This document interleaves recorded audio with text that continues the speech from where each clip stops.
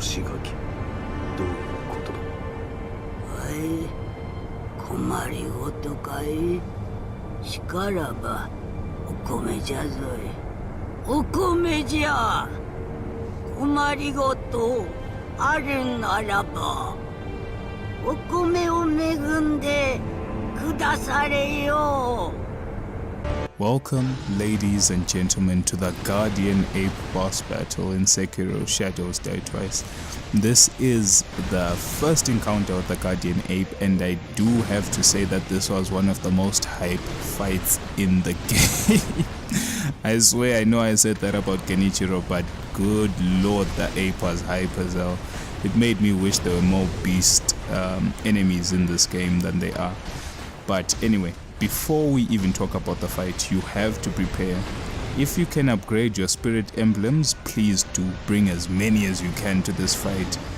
Upgrade your shinobi prosthetic for the flame and get ready to torch the living hell out of the Guardian Ape. You have two options. You can usually use the fire to get the first portion of the fight to end as quickly as possible. That is an option. Or you could use your flame for the second portion of the fight, because this is a two-part boss battle. It's your choice. I decided to use the flame in the first phase because things can get tricky. The more life you lose in this phase, the harder the fight is going to be. My opinion to you is also bring some poison antidote. You're going to need it. Anytime you get the Guardian Ape in a back turn state, it will fart, and the fart is poisonous. Believe me, it's poisonous. Who would have thought, right? But besides that, the ape is a very erratic boss. The patterns it presents are not in any particular set order, but the beautiful thing is it gives you an opportunity to either flame it or attack it a set amount of time.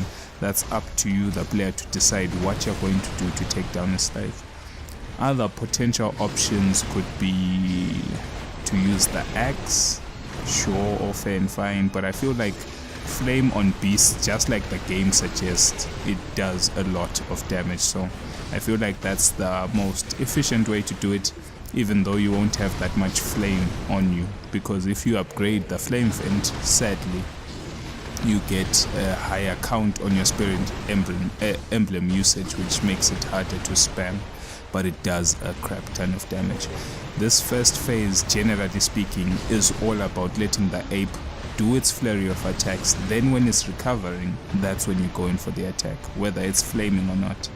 The jumping stone attack to stone toss can be evaded, and most other attacks you can jump out the way, so don't feel like you are pressured to engage the ape.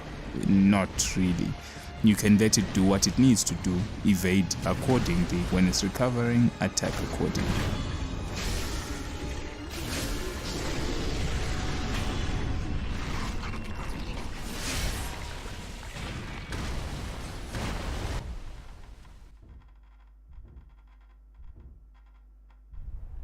When you get your preparations done, you take the end of the first phase as a chance to buff, a chance to heal, a chance to recuperate, and to decide what exactly you're going to do next.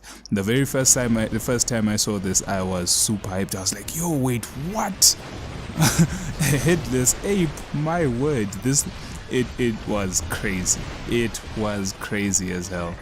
And the terror attack is quite cool. The ape puts its head back on to scream at you, and then the blood builds terror. That was so cool. But at this particular point, you have to be careful, because the ape has access to a new move set that you have to pay attention to for future parts of this game. And of course, it having a blade means that you can deflect. Watch out, you do, my word. That was the worst time to use flame vent. If anyone is wondering, I have the flame vent upgrade where you can charge the flame vent for a potential guaranteed burn opportunity. And the only problem is that the startup is ridiculously bad and the recovery is even worse. So one might wonder what type of upgrade that was anyway, because it seems pretty awful, but the burn damage is really great. Besides that, The ape has a lot of attacks that you can just evade by jumping over. And when it starts its thrusting attacks, it's actually good to run towards it because the hitbox isn't all that great.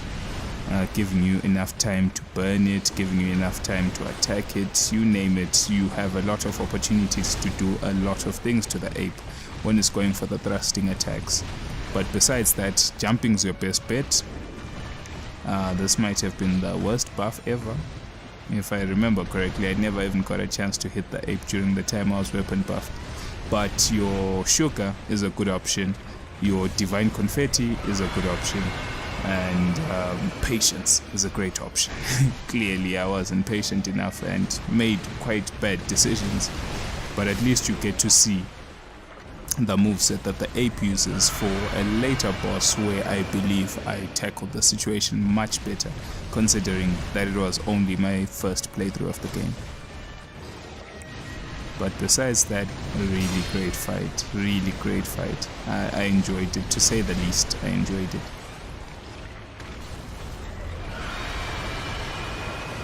In any particular case, the terror build-up is your enemy.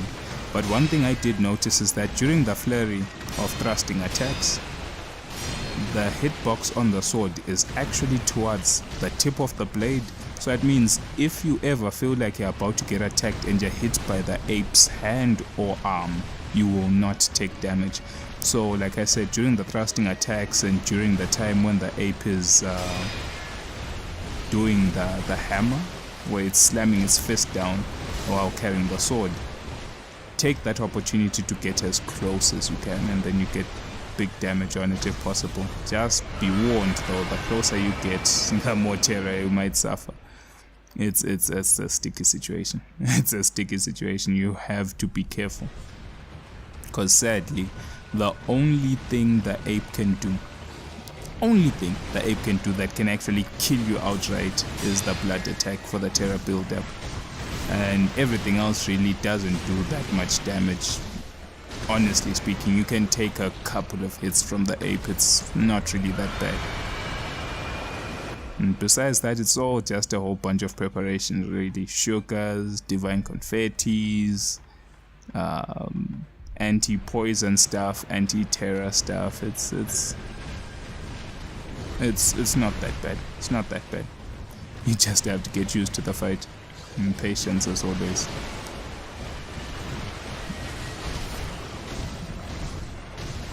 Oh my goodness. Did great damage there, but sadly got interrupted. Take your opportunities to go in. Make sure that you get as much of the confetti as possible. Sadly, it's quite expensive considering the cost, and it's not money you don't want to idly throw away. You want to make sure you get as much use of your buffs in this game. I feel like you don't get as much resources as you would in other games, but at the very least you can purchase them.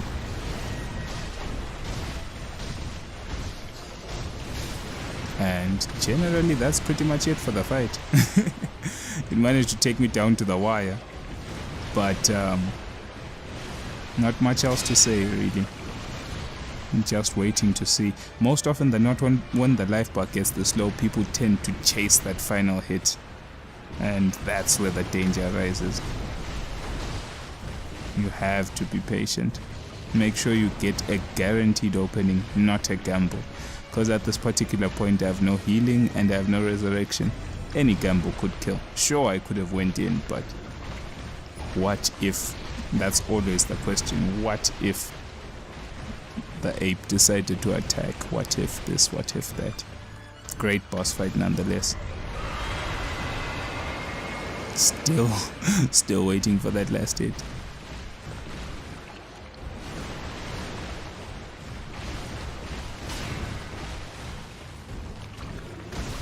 There we go.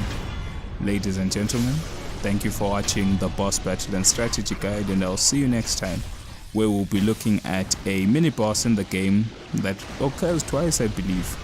It will be a short episode, but anyway, thanks for watching and I will see you next time.